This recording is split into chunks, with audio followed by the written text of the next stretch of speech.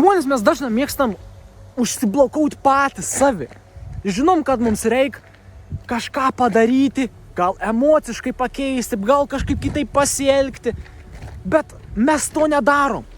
Mes stringam, atrodo, tam iliuzijoje, tai mūsų pačių ego projekcijoje, užstringam toj emocijoje kažkokioj, kad tur kažkokį įsitikinam, ar mes to įsitikinam net nesuprantam. Bet kas yra dabar ypatingai svarbu, ypač šiais laikais, šiais metais, leisti savo jausti daugiau, leisti savo būti daugiau, leisti savo būti autentiškiausia savo versija, kiek įmanoma daugiau.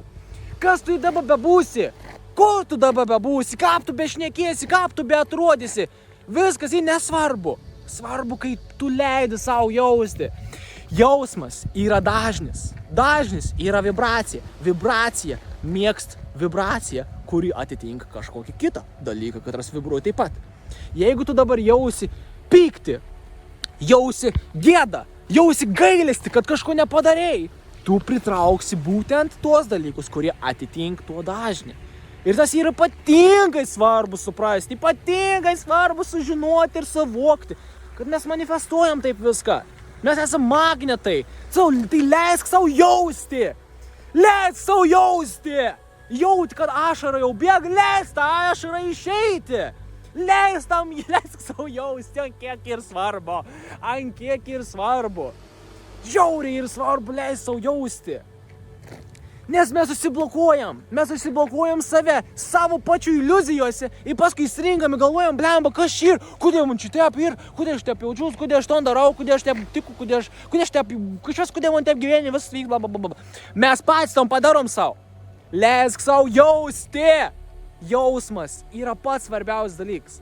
Kai tu leidi savo jausti, leidi savo išjausti visą šitą bloką, tas blokas išbėga iš tavęs. Tu iškart supranti, nes kai tu pakeli savo dažnį, dabar yra toks dalykas, tu negali išspręsti kažkokį iššūkį ar problemas, būnant ant to pačio dažnį, kuriam ta problema buvo sukurta.